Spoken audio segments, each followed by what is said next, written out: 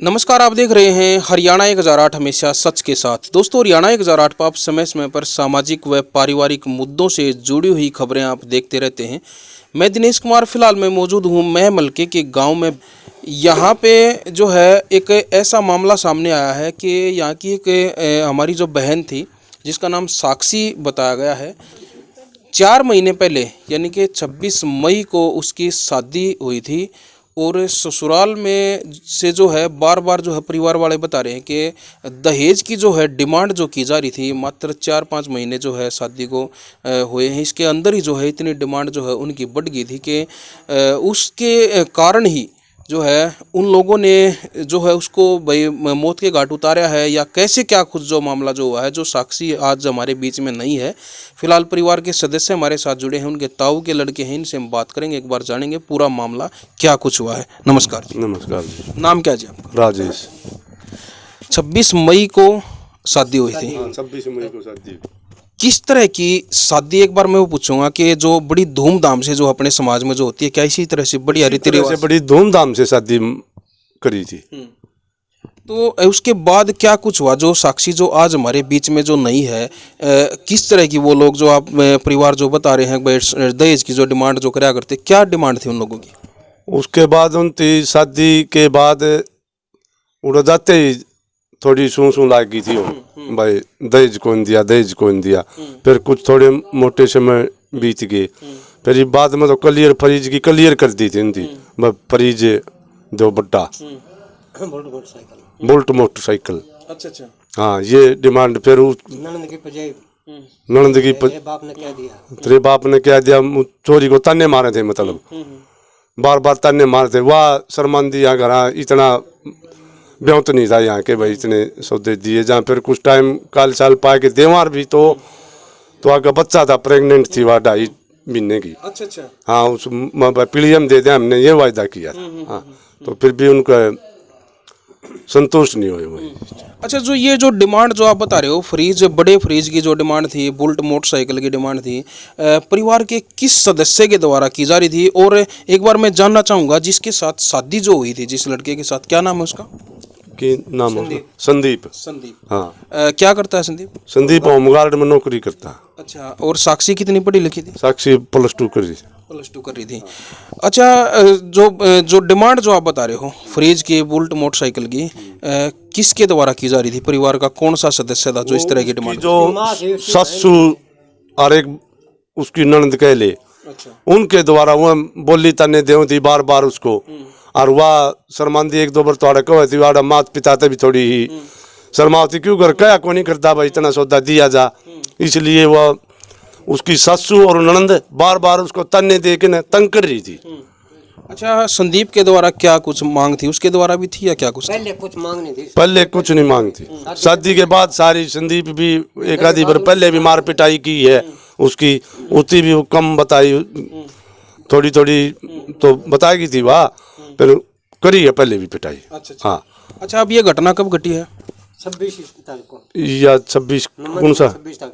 26 सितंबर को। 26 सितंबर। हाँ, 26 मई को उसकी शादी थी। 26 सितंबर को रात को 3 बजे यहाँ फोन आया। 3 बजे यहाँ फोन आया, 10 के 10:15 के बीच और 3 के बीच ये कांड हो लिया रात ने। अच्छा। हाँ, उसी रात ने।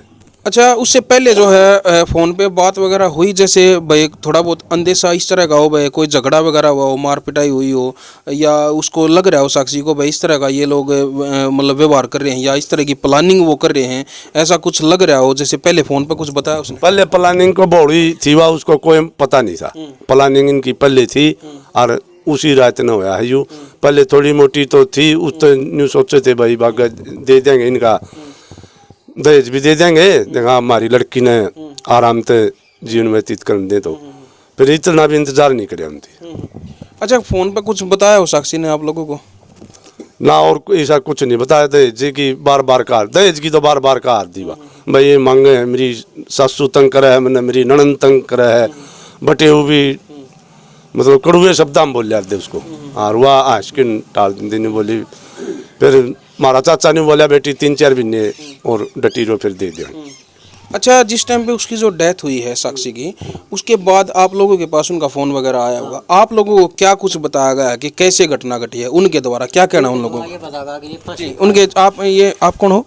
साक्षी के चाचा जो हैं, सगे चाचा हैं, वो हमारे साथ जुड़े हैं हरियाणा 1008 पे। मैं इनसे जानना चाहूँगा जो उस दिन जो फ़ोन आया फिर ये घटना घटने के बाद, तो क्या कुछ उन लोगों ने आप लोगों को बताया कि भाई कैसे क्या कुछ हुआ उनके द्वारा, क्या कुछ कहा? बतागा फोन आया सुबह 3 बजे उसके पिता के पास, अगर आपकी लड़की साक्षी ने फांसी लगा ली।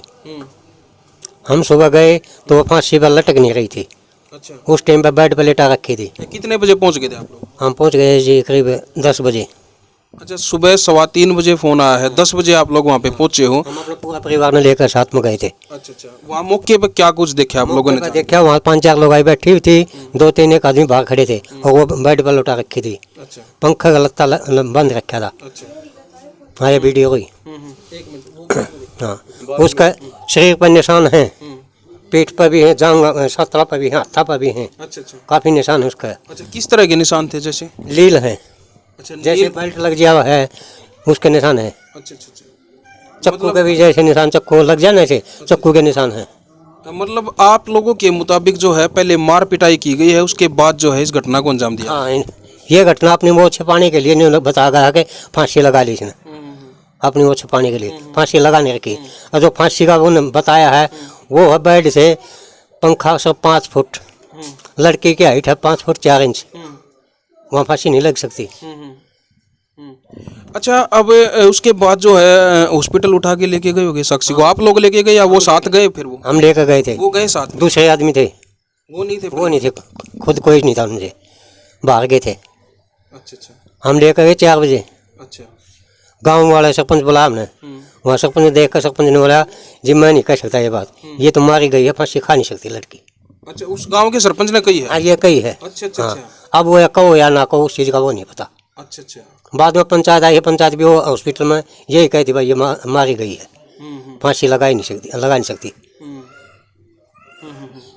अच्छा, हॉस्पिटल में जाने के बाद पोस्टमार्टम हुआ होगा, रिपोर्ट वगैरह आ ली उसकी? पोस्ट उसकी रिपोर्ट नहीं मिली है जी अभी तक, हमने तो मिली नहीं है। अच्छा अच्छा हाँ ये पता नहीं उधर आज जा रहे हैं बुला के 15 बजे। अच्छा, आज गए हुए हैं वहाँ पे। अच्छा अच्छा अच्छा, उसके बाद FIR करवाई होगी आप लोगों ने? खा दी थी 4:15 बजे उसी दिन? हाँ, उसी दिन आते ही हॉस्पिटल के आगे इसका थाने का आगे रोक के लाश FIR करा दी थी। किस किस के नाम उसमें लिखवाए? 4 के, उसकी माँ है, उसकी ननद है और वो खुद ब्याह रखा जो हुआ है, 4 आदमी के नाम लगा के। 3 आदमी हुए ना ये तो? एक ननद ना, वो 4 हो गए ना, एक तो सास होगी, एक ननंद होगी, एक संदीप हो गया। 2 ननद है। अच्छा, 2 ननंद हैं, 2 ननंद। एक अनमैरिड है। अच्छा, एक शादीशुदा है, एक ननंद और एक अनमैरिड है, और एक उसकी जो सास होगी और संदीप की माँ और एक संदीप, ये 4 आदमियों के नाम आप लोगों ने लिखवाए। अच्छा, उसके बाद जो है कोई अरेस्ट हुआ इस मामले में? उसके बाद सिर्फ एक ही अरेस्ट है, कौन अरेस्ट हुआ? संदीप। कब कब हुआ? उसी दिन या उसी दिन हुआ था 27 तक को, ठीक है। 26 को भी नहीं हुआ, 27 को क्या हुआ अरेस्ट। अच्छा, बाकी फरार हैं या अरेस्ट नहीं किए जा रहे? पुलिस ने कहा हम जावा घर पर ताला बंद लगा हुआ मिला है। अच्छा, फरार बताए जा रहे हैं? हाँ, ठीक है। अब वो गांव वाले यहाँ पता आया है, कुछ फोन पर भी आया है, अग्नि वाले घर पर खड़ बिछा क्या ताला नहीं लग रहा।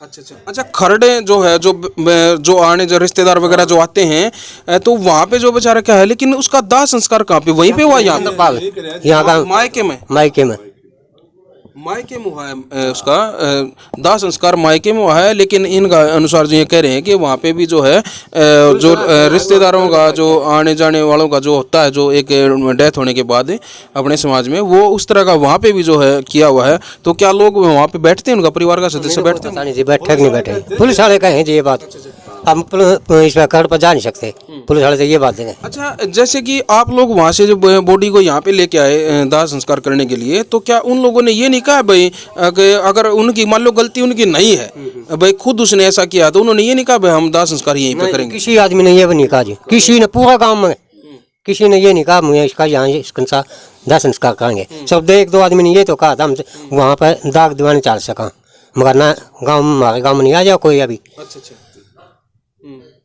वो भी अस्पताल में बोल रहा था ये बात। अच्छा अच्छा अच्छा, ठीक ठीक।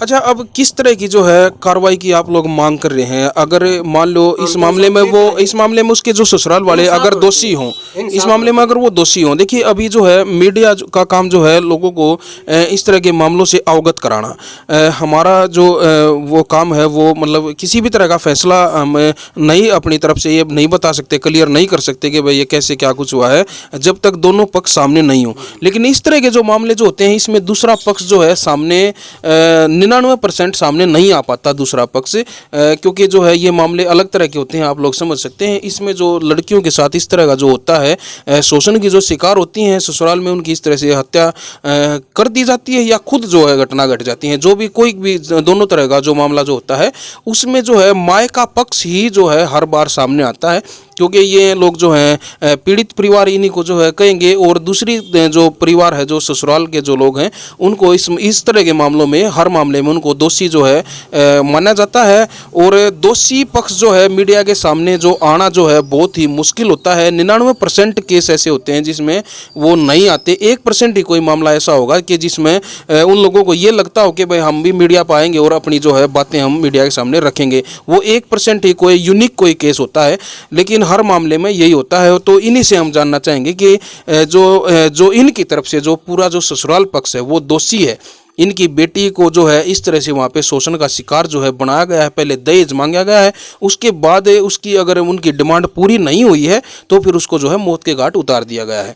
तो इन लोगों का कहना है, ये मायके पक्ष का, इनके खुले जो है आरोप ये लगा रहे हैं। 4 लोगों के FIR में इन्होंने नाम भी लिखवाए हैं। एक जो है साक्षी का जो पति है संदीप, उसको अरेस्ट भी किया गया है। 3 लोग जो है पुलिस प्रशासन के मुताबिक जो 3 लोग वो है फरार बताए जा रहे हैं। पुलिस प्रशासन कह रहा है कि जब भी हम वहाँ पे जा रहे हैं, छापेमारी कर रहे हैं, तो वो लोग वहाँ पे नहीं मिल रहे। यही कहना पुलिस का? यही मिला है जी। बाग बाग पुलिस का हम जावा तो लोग ताला लगे मिला है, वो नहीं मिलते हमें। तो आप जो है प्रशासन से किस तरह की जो है अपील करते हैं इस मामले में साक्षी को न्याय दिलाने के लिए? हम तो प्रशासन से यही अपील करेंगे, हमें न्याय मिलना चाहिए लड़की को। तो उनके जो भाई हैं, एक बार मैं इनसे भी एक बार इनकी राय मैं एक बार फिर से लेना चाहूँगा। किस तरह की अपील प्रशासन से करना चाहते हैं? हम प्रशासन से अपील करना चाहते हैं जिसके 4 आदमियों के नाम लिखवा रखे हैं, 4 भीतर होने चाहिए जी, जल्दी से जल्दी, और कड़ी से कड़ी सजा देनी चाहिए उनको। बिल्कुल न्याय मिलना चाहिए हमारे को, ताकि आगे आने वाले भविष्य में और किसी के साथ ना ऐसा कर्म हो। ये मांग कर रहे हैं जी हम। तो भाई ये जो मामला जो है आपने देखा है, इस मामले की अगली कड़ी मैं आपको पहले ही बता दूं कि जो साक्षी की भाभी है, साक्षी की माँ है, उसकी बहन है, जो महिलाएं हैं जो घर में यहाँ पे फिलहाल मौजूद हैं, उनसे भी हम एक बार बातचीत करेंगे, क्योंकि जो है घर में जो जेंट्स जो होते हैं उनको कई बार ऐसी अंदरूनी बातों का नहीं पता होता। कोई और भी कोई वजह अगर इस मामले में रही हो तो एक बार जो है यहाँ परिवार की जो महिलाएं हैं उनसे भी जो है हम एक बार बातचीत करेंगे। आप जुड़े रहिए हरियाणा एक ज़राट पे। तब तक के लिए मैं लेता हूँ इजाज़त है। हरियाणा एक ज़राट के लिए कैमरामैन अनिल कुमार के साथ मैं दिनेश कुमार। जय हिंद, जय हरियाणा।